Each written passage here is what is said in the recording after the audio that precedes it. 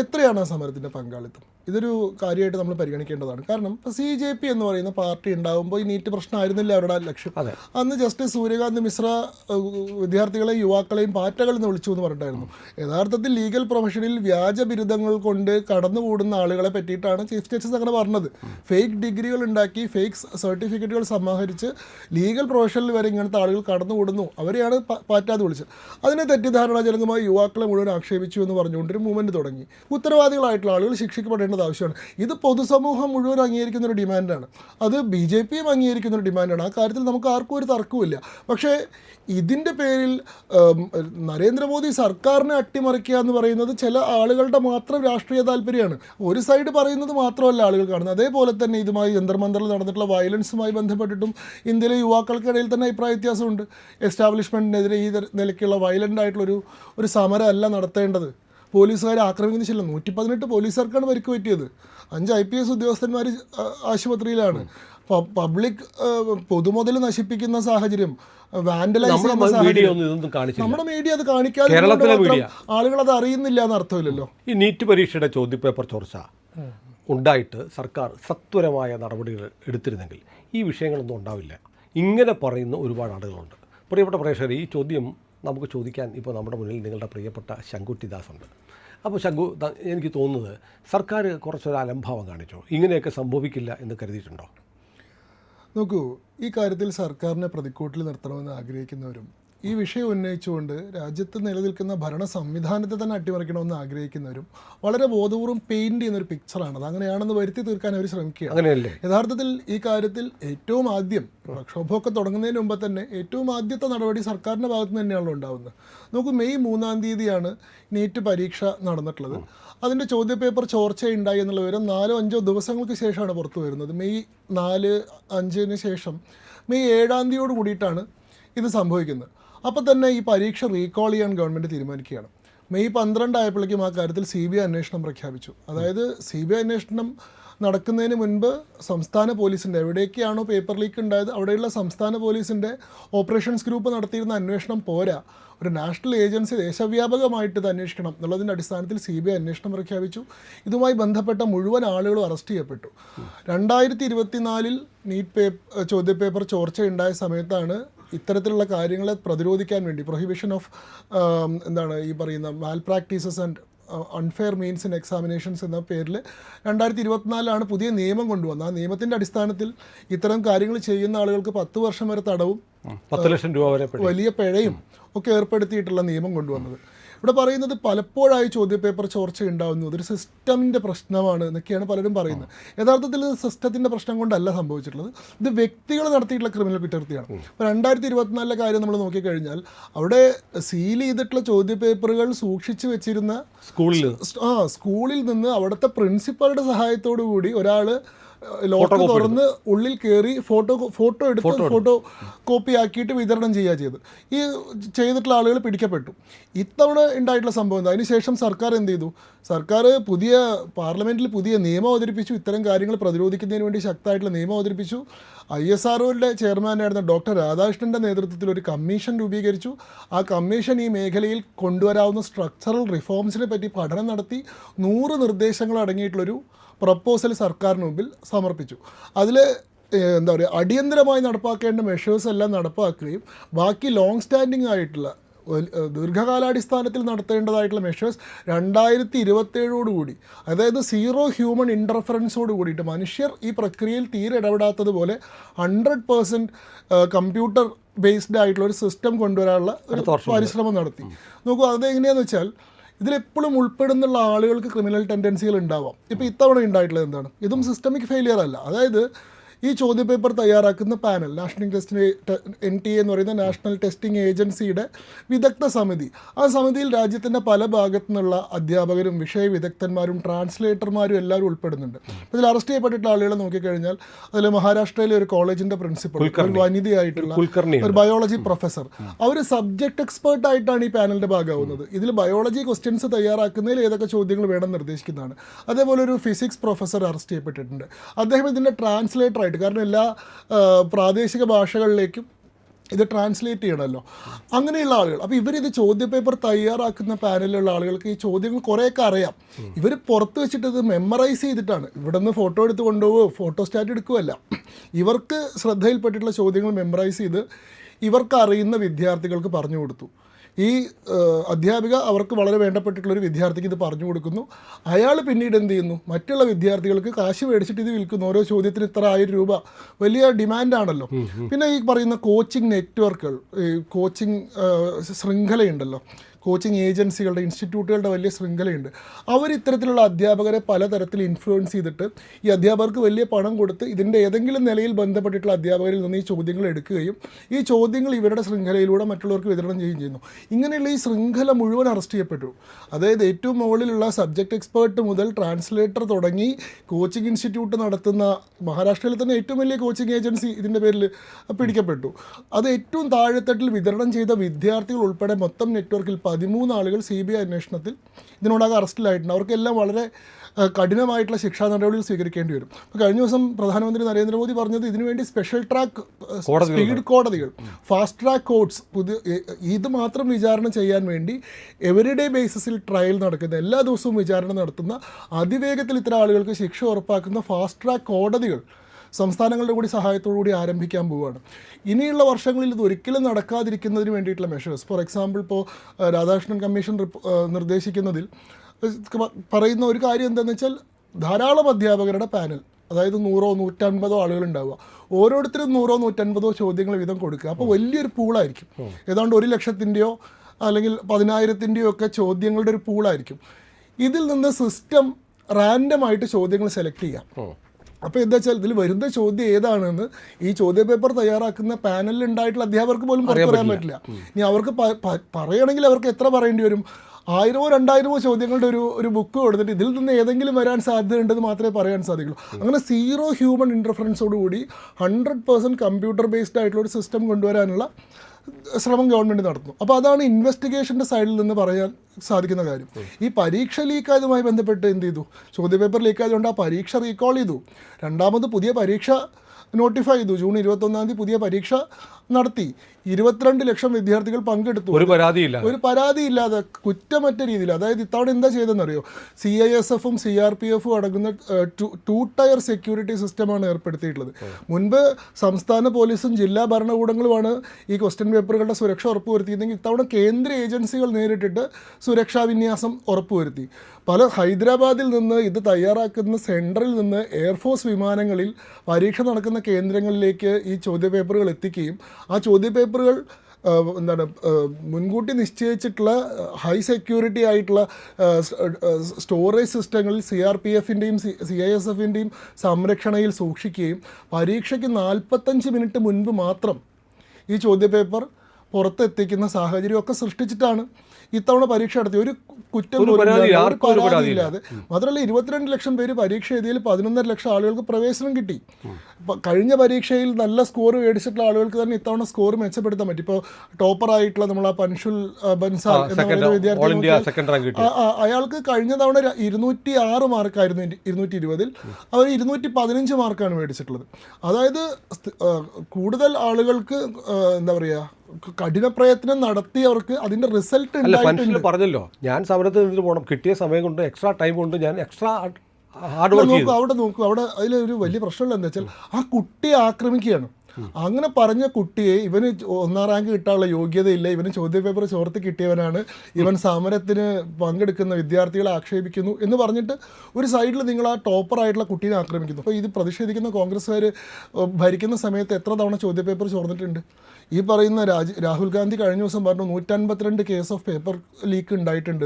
അതിൽ 40-ലധികം കേസുകൾ കോൺഗ്രസ് ഭരിക്കുന്ന സംസ്ഥാനങ്ങളാണ് സംഭവിച്ചിട്ടുള്ളത്. രാജസ്ഥാൻ 2018 തൊട്ട് 2023 വരെ ഭരിച്ചിരുന്നത് അശോക് ഗെഹ്ലോട്ടാണ്. 19 ചോദ്യപേപ്പർ ചോർച്ചയാണ് അവിടെ ഉണ്ടായിട്ടുള്ളത്. അന്ന് അശോക് ഗെഹ്ലോട്ട് രാജിവെക്കണമെന്ന് ആവശ്യം ഇവിടെ ഉന്നയിച്ചിട്ടില്ല. 2013 ആദ്യമായിട്ട് ഈ പറയുന്ന നീറ്റ് സംവിധാനം ഏർപ്പെടുത്തിയപ്പോൾ ആ പരീക്ഷ തന്നെ സുപ്രീം കോടതി ക്വാഷ് ചെയ്തിട്ടുണ്ട്. ഈ NTA പോലത്തെ ഏജൻസി കൊണ്ടുവരാനുള്ള കാരണം എന്താ? എല്ലാ വർഷങ്ങളിൽ തുടർച്ചയായി നടത്തിയിരുന്ന ചോദ്യപേപ്പർ ചോർച്ചകളാണ്. കോൺഗ്രസിൻ്റെ ഭരണകൂടത്തിന് കീഴിൽ 10ാം ക്ലാസ്സിൻ്റെ CBSE-യുടെയും +2-ൻ്റെയും ചോദ്യപേപ്പർ മുതൽ UPSC-യുടെ 2004 UPSC-യുടെ ചോദ്യപേപ്പർ ചോർന്നത് വരെയുള്ള എത്രയോ അനുഭവങ്ങൾ ഉണ്ടായിട്ടുണ്ട്.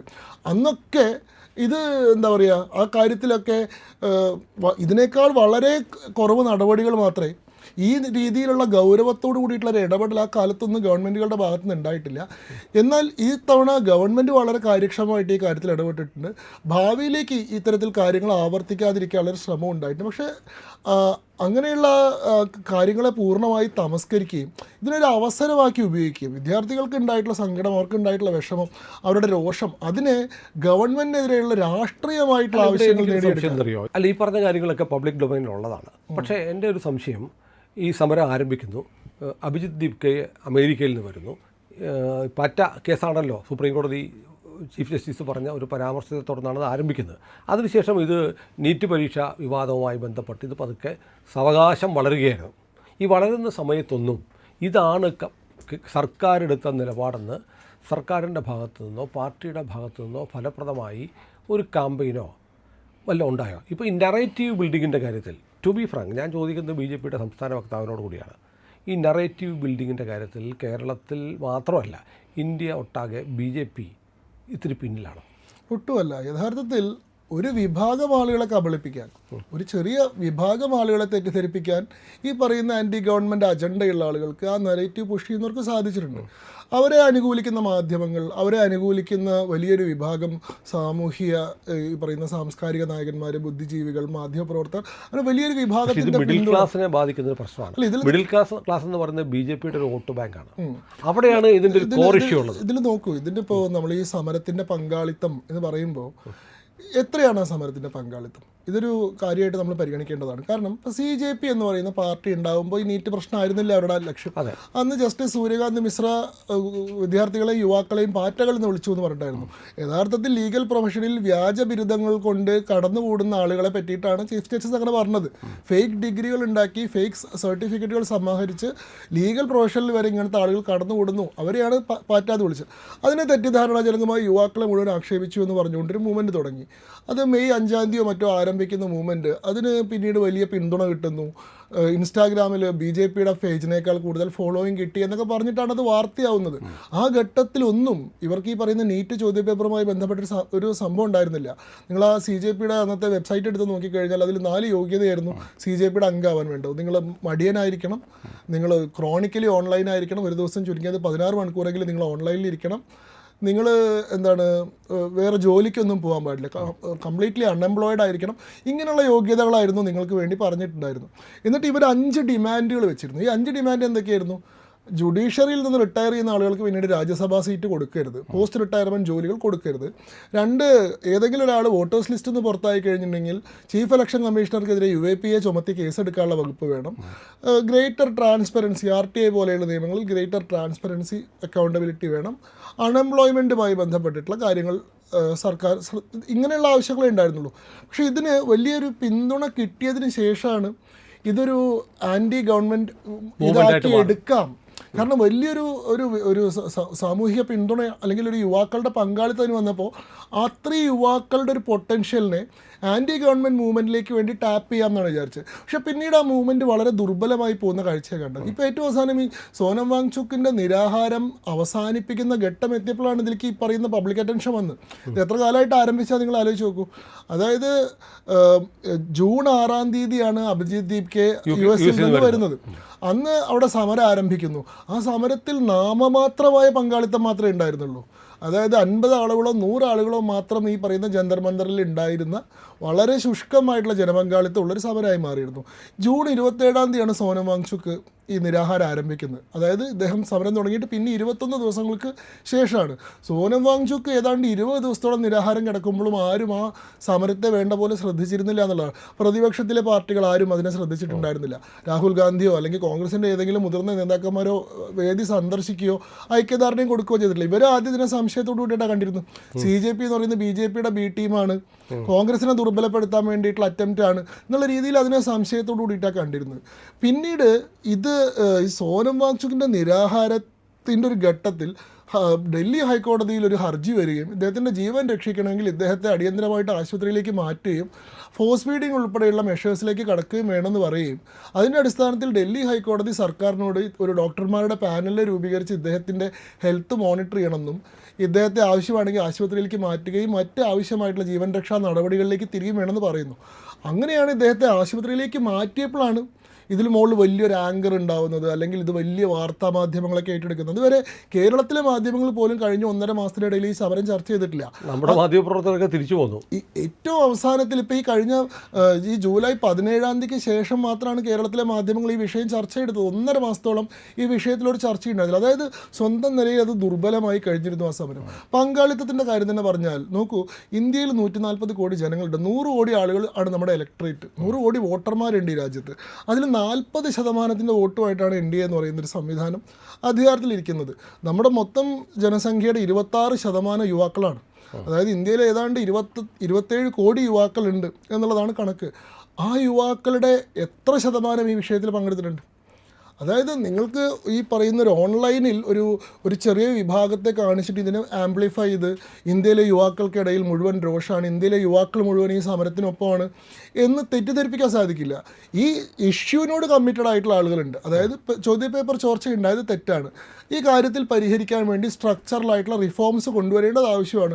ഉത്തരവാദികളായിട്ടുള്ള ആളുകൾ ശിക്ഷിക്കപ്പെടേണ്ടത് ആവശ്യമാണ്. ഇത് പൊതുസമൂഹം മുഴുവൻ അംഗീകരിക്കുന്ന ഒരു ഡിമാൻഡാണ്. അത് BJP യും അംഗീകരിക്കുന്ന ഒരു ഡിമാൻഡാണ്. ആ കാര്യത്തിൽ നമുക്ക് ആർക്കും ഒരു തർക്കവുമില്ല. പക്ഷേ ഇതിൻ്റെ പേരിൽ നരേന്ദ്രമോദി സർക്കാരിനെ അട്ടിമറിക്കുക എന്ന് പറയുന്നത് ചില ആളുകളുടെ മാത്രം രാഷ്ട്രീയ താല്പര്യമാണ്. ആ പൊളിറ്റിക്കൽ അജണ്ടയെ ഇന്ത്യയിലെ യുവാക്കൾ മുഴുവൻ പിന്തുണയ്ക്കുന്നു, അനുകൂലമായി വലിയൊരു ജനവികാരം ഉണ്ടാകുന്നു എന്ന് പറയാൻ കഴിയില്ല. നേരെ തിരിച്ച് അതിനെതിരെ BJP ഉയർത്തുന്ന കൗണ്ടറിനും നല്ല പിന്തുണയുണ്ട്. ഇപ്പോൾ എൻ്റെ ഓർമ്മ ശരിയാണെങ്കിൽ ഈ വിഷയവുമായി ബന്ധപ്പെട്ട് ഏറ്റവും കൂടുതൽ ആളുകളുടെ പിന്തുണ കിട്ടിയിട്ടുള്ള ഇൻസ്റ്റാഗ്രാം പോസ്റ്റ് നരേന്ദ്രമോദിയാണ്. അതെ അതെ. നരേന്ദ്രമോദി ഇപ്പോൾ ഇന്നലെ രാത്രി 12 മണിക്ക് ജനങ്ങളെ അഭിസംബോധന ചെയ്ത് 2.5 മിനിറ്റിൻ്റെ ഒരു വീഡിയോ ആണ് ചെയ്തത്. അദ്ദേഹം അത് വളരെ ഇൻഫോർമലായിട്ടാണ് സംസാരിക്കുന്നത്. ഫ്രണ്ട്സ് എന്ന അഭിസംബോധന ചെയ്തുകൊണ്ടാണ് സംസാരിക്കുന്നത്. ജൻസികൾ ആക്റ്റീവ് ആവുന്ന രാത്രി 12 മണിക്കാണ് അദ്ദേഹം സാധാരണ മൊബൈലിൽ എടുക്കുന്ന പോലെ ഷൂട്ട് ചെയ്തത്. അതെ അതെ. അതിൻ്റെ ഫ്രെയിമൊക്കെ വളരെ ഇൻഫോർമൽ ആയിട്ടുള്ളൊരു ഫ്രെയിമാണ്. അത് ഇന്നലെ രാത്രി ഇപ്പം നമ്മളിപ്പോൾ സംസാരിക്കുന്ന ഉച്ചയ്ക്ക് 2 മണി ആകുമ്പോഴേക്കും ഏതാണ്ട് 200 മില്യണിലേറെ വ്യൂസ് ഉണ്ട്. അതിന് 230 മില്യണോ മറ്റോ ആയിരുന്നു ഞാൻ അവസാനം നോക്കുന്നത്. അത് ഇൻസ്റ്റാഗ്രാമിൽ മാത്രം. യുവാക്കളുടെ ലോകമാണ് ഇൻസ്റ്റ. അതെ അതെ. അപ്പം നോക്കൂ, ഇതിനും വലിയ ഫോളോയിങ് ഉണ്ട്. നരേന്ദ്രമോദി അതിലൊരു കാര്യം പറയുമ്പോൾ അദ്ദേഹത്തെ കേൾക്കാൻ യുവാക്കൾ തയ്യാറാണ്. അതിനെ വലിയ അളവിൽ പിന്തുണയ്ക്കാൻ ആളുകൾ തയ്യാറാണ്. അതിന് എത്രയോ റെക്കോർഡ് ഷെയറും റെക്കോർഡ് ലൈക്സും ഒക്കെ ഉണ്ട്. ഒരു സൈഡ് പറയുന്നത് മാത്രമല്ല ആളുകൾ കാണുന്നത്. അതേപോലെ തന്നെ ഇതുമായി ജന്തർ-മന്ദറിൽ നടന്നിട്ടുള്ള വയലൻസുമായി ബന്ധപ്പെട്ടിട്ടും ഇന്ത്യയിലെ യുവാക്കൾക്കിടയിൽ തന്നെ അഭിപ്രായ വ്യത്യാസമുണ്ട്. എസ്റ്റാബ്ലിഷ്മെൻറ്റിനെതിരെ ഈ നിലയ്ക്കുള്ള വയലൻ്റ് ആയിട്ടുള്ളൊരു സമരമല്ല നടത്തേണ്ടത്. പോലീസുകാരെ ആക്രമിക്കുന്ന ശീലം 118 പോലീസുകാർക്കാണ് പരിക്ക് പറ്റിയത്. 5 IPS ഉദ്യോഗസ്ഥന്മാർ ആശുപത്രിയിലാണ്. പബ്ലിക് പൊതുമുതൽ നശിപ്പിക്കുന്ന സാഹചര്യം, വാൻഡലൈസ് ചെയ്യുന്ന സാഹചര്യം നമ്മുടെ മീഡിയ അത് കാണിക്കാതെ ആളുകൾ അത് അറിയുന്നില്ല എന്ന് അർത്ഥമില്ലല്ലോ. അപ്പം അത്തരം കാര്യങ്ങളും ഇൻസ്റ്റാഗ്രാമിലൂടെയാണെങ്കിലും ട്വിറ്ററിലൂടെയാണെങ്കിലും ആളുകൾ കാണുന്നുണ്ട്. അതിനെല്ലാം വലിയ അളവിലുള്ള പിന്തുണ കിട്ടുന്നുണ്ട്. അപ്പം നരേറ്റീവിൻ്റെ കാര്യത്തിൽ നമ്മുടെ കേരളത്തിൻ്റെ ഒരു പ്രത്യേക സാഹചര്യത്തിൽ വളരെ വൺ സൈഡ് ആയിട്ടാണ് ഈ നരേറ്റീവ് പോകുന്നത്. അതിനെതിരെയുള്ള വോയിസസിനെ ആരും എടുത്തു കാണിക്കാൻ തയ്യാറാവുന്നില്ല. നമ്മുടെ മാധ്യമങ്ങൾ നടത്തുന്ന ചർച്ചകളിൽ പോലും BJP പ്രതിനിധിക്ക് ഏറ്റവും കുറഞ്ഞ അവസരം മാത്രമാണ് കിട്ടുന്നത്. 5 പേരുടെ ചർച്ചയിൽ ഒരു BJP-കാരനും ബാക്കി എല്ലാവരും BJP-നെ ആക്രമിക്കുകയും ചെയ്യും. നമ്മൾ സംസാരിച്ച് തുടങ്ങുമ്പോൾ തന്നെ ഇടങ്കോലിടുകയും അലങ്കോലപ്പെടുത്തുകയും ചെയ്യും. നമ്മുടെ വോയിസ് കേൾക്കപ്പെടുന്നില്ലെന്ന് അവർ ഉറപ്പുവരുത്തുന്നുണ്ട്. പ്രിയമുള്ളവരെ, മറ്റു മാധ്യമങ്ങൾ പറയാത്ത ഏറ്റവും പുതിയ വാർത്തകളും വിശകലനങ്ങളുമായിട്ടാണ് ഇന്ത്യ ലൈവ് നിങ്ങളുടെ മുന്നിലേക്ക് വരുന്നത്. നമ്മുടെ ചാനൽ കാണണം, ഒരുപാട് പേരെ കാണിക്കണം, അവരോടൊക്കെ ചാനലിൻ്റെ വരിക്കാരാവാൻ പറയണം, സബ്സ്ക്രൈബ് ചെയ്യണം. ചെയ്യാത്ത ആളുകൾ ഉറപ്പായിട്ടും ചെയ്യണേ.